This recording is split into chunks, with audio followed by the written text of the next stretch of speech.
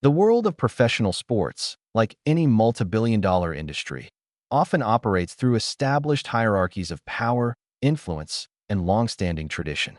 When an organization or system has controlled a market for decades, it naturally develops structures that determine how players are promoted, how teams are built, and how the story of the sport is presented to the public.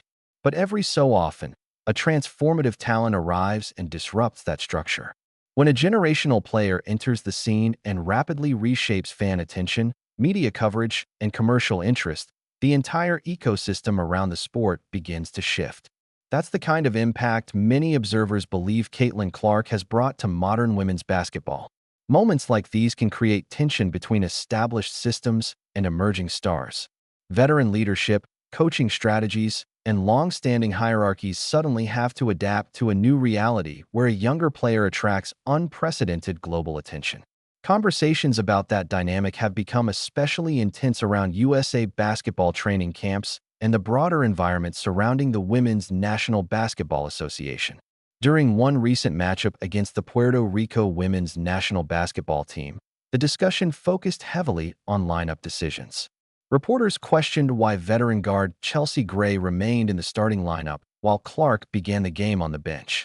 For fans watching closely, the contrast between the team's offensive rhythm with different lineups naturally raised questions. Head coach Kara Lawson addressed those concerns during the post-game press conference. Rather than framing the decision purely through individual statistics, she emphasized the ongoing evaluation process, explaining that the staff was still experimenting with combinations and roles to find the most effective chemistry for the United States women's national basketball team. In high-level international basketball, those decisions are rarely simple. Coaches often balance veteran experience with emerging talent while testing rotations that could be used in future tournaments. For observers, the debate surrounding these choices reflects a larger moment in the sport, a period where new stars, new audiences, and new expectations are reshaping how women's basketball is viewed worldwide. I think what I like the most is how much they share the basketball, their willingness to play with one another and to be excited for each other's success. We're playing a lot of people. They're not playing, they're playing a lot less than their normal minutes. It's different for them rotationally. I mean, all of these players start, with their respective WNBA teams, and all of them are like, if not the number one option, the number two option on their team. And so you're asking them to play a different role, in particular on the offensive end, and they're all doing it willingly and trying their. Listen carefully to the language being used in that statement. The explanation centers on ideas like players accepting different roles and being willing to play fewer minutes than they normally would. Instead of focusing strictly on on-court results or specific statistical performance, the conversation shifts toward themes like sacrifice, adaptability, and team culture. In professional sports, those kinds of explanations are common when coaches are discussing lineup choices or rotations. Leaders often emphasize unity and role acceptance because building chemistry within a team, especially one filled with elite players, can be just as important as individual production. But those comments also sparked debate among analysts and fans. Many observers questioned the decision to start Chelsea Gray while bringing Caitlin Clark off the bench. From their perspective, Clark's style of play, her passing vision, tempo control, and offensive creativity naturally fits the role of primary initiator for the offense. Head coach Kara Lawson defended the approach by highlighting the importance of balancing different player roles within the system used by USA Basketball. International teams often experiment with multiple lineups to find the best combinations of scoring, defense, and ball movement. Another point of discussion has been how Clark is used when she enters the game. At times, she operates off the ball, coming off screens and spacing the floor like a shooting guard rather than acting as the primary ball handler. Some analysts believe this limits her strongest skill, running the offense and creating opportunities for teammates, while others argue it adds variety to the team's attack and makes the offense less predictable. These debates highlight a larger conversation about strategy. Coaches must balance veteran experience with emerging talent while experimenting with different offensive structures. Fans and commentators naturally analyze those decisions closely, especially when a player with Clark's influence and playmaking ability is involved.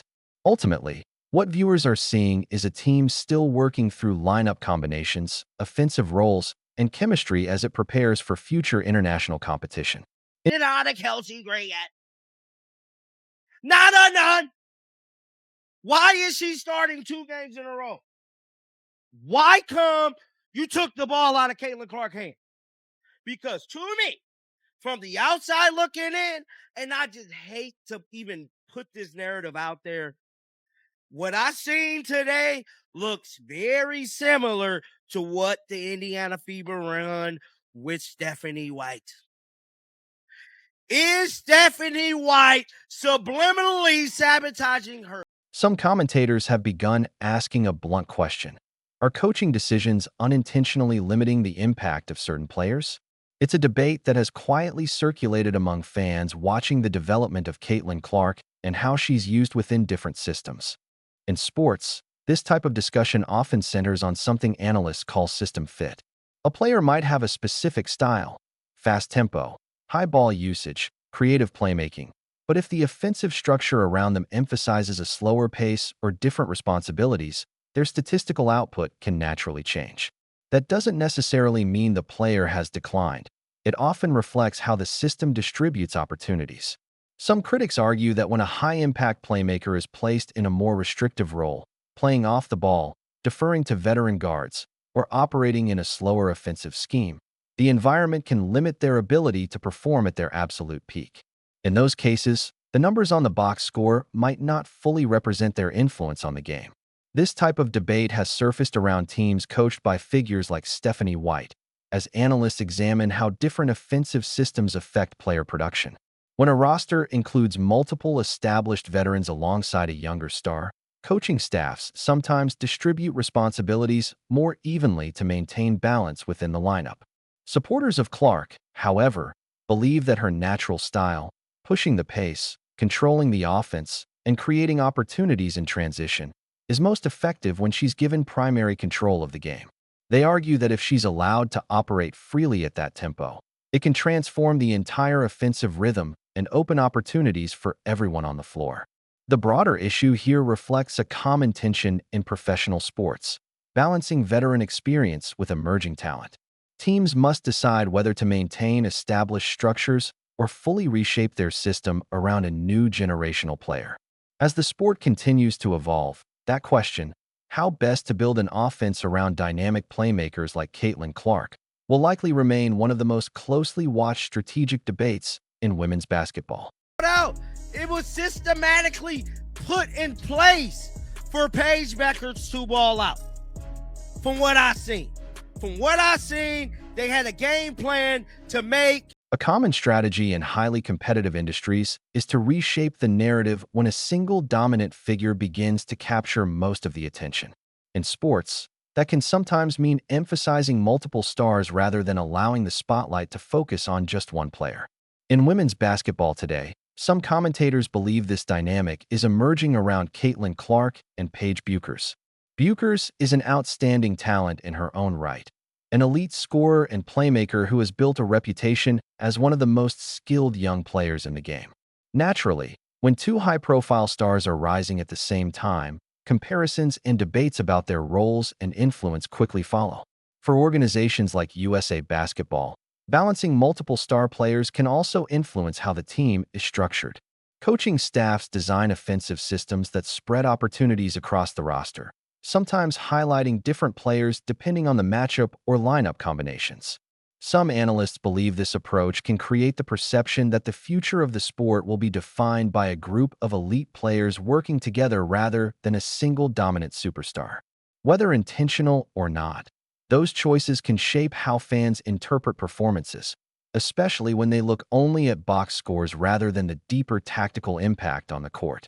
What stands out most about Clark during this period, however, is how she has handled the attention surrounding her role. Instead of fueling controversy or engaging in public criticism, she has largely focused on the game itself, analyzing what went wrong, how the offense can improve, and what adjustments the team needs to make moving forward. After a somewhat uneven performance in the second matchup, Clark's response reflected that mindset. Rather than focusing on individual statistics or minutes played, She discussed the structural issues within the team's execution, highlighting spacing, rhythm, and the need for better offensive flow. In other words, while much of the conversation around her centers on narratives and comparisons, Clark's own focus remains on the fundamentals of winning basketball.